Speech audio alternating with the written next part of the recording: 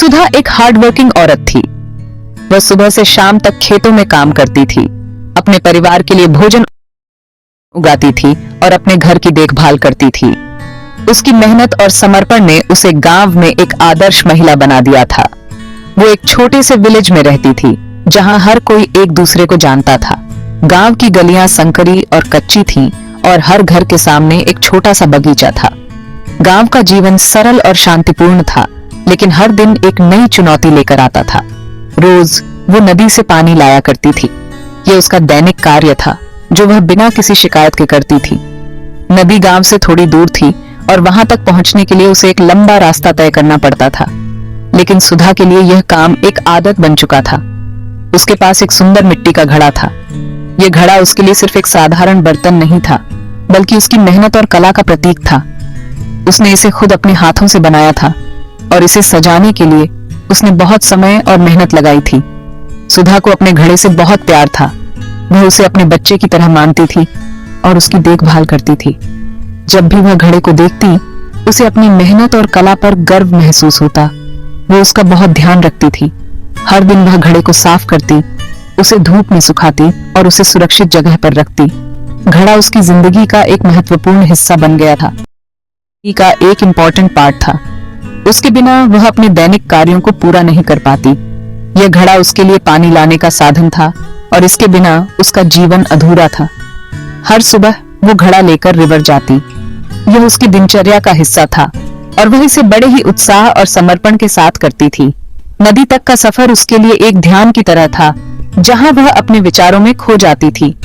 वो उसे पानी से भरती और वापस घर आती। पानी से भरा घड़ा उसके सिर पर संतुलित रहता और वह गर्व से अपने घर की ओर बढ़ती। ये उसकी मेहनत और समर्पण का प्रतीक था और हर दिन वह इसे बड़े ही गर्व और खुशी के साथ करती थी। नदी का रास्ता बहुत लंबा और पथरीला था। ये रास्ता पहाड़ों और घाटियों से होकर गुजरता था, जहां हर कदम पर एक नई चुनौती होती थी। पत्थरों से भरी यह पगडंडी कभी-कभी इतनी संकरी हो जाती थी कि एक बार में सिर्फ एक ही व्यक्ति चल सकता था। सुधा को केयरफुली चलना पड़ता था। हर कदम पर उसे ध्यान रखना पड़ता था कि कहीं उसका पैर फिसल न जाए। उसके सिर पर रखा घड़ा बहुत कीमती था, क्योंकि यह उसके परिवार के लिए पानी का एकमात्र स्रोत था। वो नहीं चाहती थी कि उसका घड़ा टूटे। अगर घड़ा टूट जाता तो उसे फिर से नया घड़ा खरीदने के लिए पैसे जुटाने पड़ते, जो उसके लिए बहुत मुश्किल था। इसलिए वह हर कदम बहुत सोच समझकर उठाती थी। रास्ते में वो दूसरी औरतों से मिलती। ये औरतें भी उसी की तरह अपने परिवार के लिए पानी भरने आती थीं। उनके साथ चलने से सफर थोड़ा आसान हो जाता था, क्योंकि वे एक दूसरे का सहारा बनती थीं। वो बातें करते और हंसते। उनकी बातें कभी-कभी इतनी मजेदार होती थीं कि सफर का थकान भी कम हो जाता था। वे अपने जीवन की छोटी-छोटी खुशियों और दुखों को एक दूसरे के साथ बांटती थीं। सुधा को उनका साथ बहुत पसंद था। उसे लगता था कि इन औरतों के साथ समय बिताना उसके जीवन का सबसे अच्छा हिस्सा है। उनके साथ हंसते बोलते हुए उसे अपने सारे दुख भूल जाते थे। नदी का पानी ठंडा और ताजा था। यह पानी पहाड़ों से बहकर आता था, इसलिए इसमें एक खास तरह की मिठास थी। इस पानी को पीकर सुधा को एक नई ऊर्जा मिलती थी। सुधा को पानी भरने में बहुत खुशी होती थी। जब वह घड़ा भरकर वापस लौटती तो उसे एक अजीब सी संतुष्टि महसूस होती थी। उसे लगता था कि उसने अपने परिवार के लिए कुछ बहुत महत्वपूर्ण किया है। नदी का सफर उसके लिए सिर्फ एक काम नहीं था, बल्कि यह उसके जीवन का एक महत्वपूर्ण हिस्सा था। एक दिन सुधा नदी से पानी भरकर वापस आ रही थी। तभी उसका पैर एक पत्थर से टकरा गया। वो लड़खड़ा गई और गिर पड़ी। उसका घड़ा जमीन पर गिर गया और टूट गया। सुधा को बहुत दुख हुआ। उसने अपना घड़ा खो दिया था। सुधा ने टूटे हुए घड़े के टुकड़ों को देखा। वो बहुत उदास थी। उसे समझ नहीं आ रहा था कि वो क्या करे। उसने सोचा, अब मैं पानी कैसे लाऊंगी? मेरा परिवार प्यासा रहेगा। वो रोने लगी। उसे अपनी गलती पर बहुत गुस्सा आ रहा था। सुधा को लगा कि वो एक असफल औरत है। वो शर्म से अपने गांव वापस चली गई। गांव की दूसरी औरतों ने उसे देखा। उन्होंने सुधा को समझाने की कोशिश की, लेकिन सुधा बहुत दुखी थी। वो अपने घर गई और अपने पति को सब कुछ बताया। सुधा के पति ने उसे गले लगाया। उसकी आंखों में आंसू थे, लेकिन उसके पति के आलिंगन ने उसे थोड़ी राहत दी। उन्होंने कहा, चिंता मत करो, हम इस समस्या का समाधान निकाल लेंगे। ये तो बस एक घड़ा था। जीवन में ऐसी छोटी मोटी समस्याएं आती रहती हैं। हम एक नया घड़ा खरीद लेंगे और अगर जरूरत पड़ी तो हम इसे खुद बना भी सकते हैं। सुधा को अपने पति की बातों से हिम्मत मिली। उसने महसूस किया कि जीवन में हर समस्या का समाधान होता है। उसने महसूस किया कि घड़ा टूटना दुनिया का अंत नहीं है, यह एक नई शुरुआत का संकेत हो सकता है। उसने फैसला किया कि वो हार नहीं मानेगी। वह इस चुनौती का सामना करेगी और इससे कुछ नया सीखेगी। वो मजबूत बनेगी और आगे बढ़ेगी। उसने अपने जीवन में एक नया अध्याय शुरू करने का निर्णय लिया।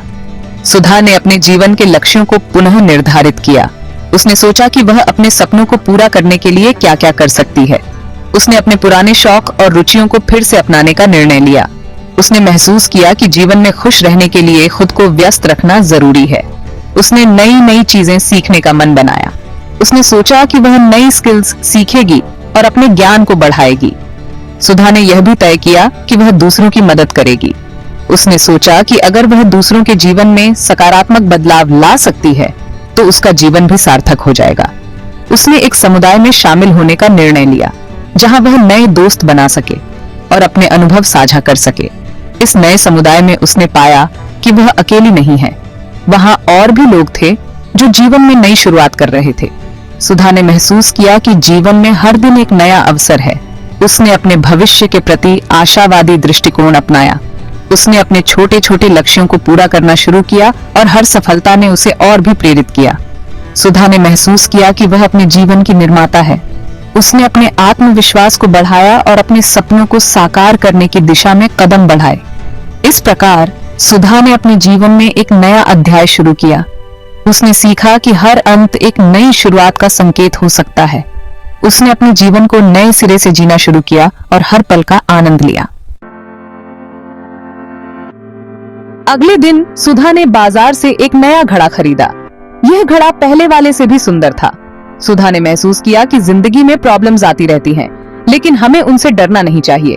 हमें अपनी गलतियों से सीखना चाहिए और आगे बढ़ना चाहिए।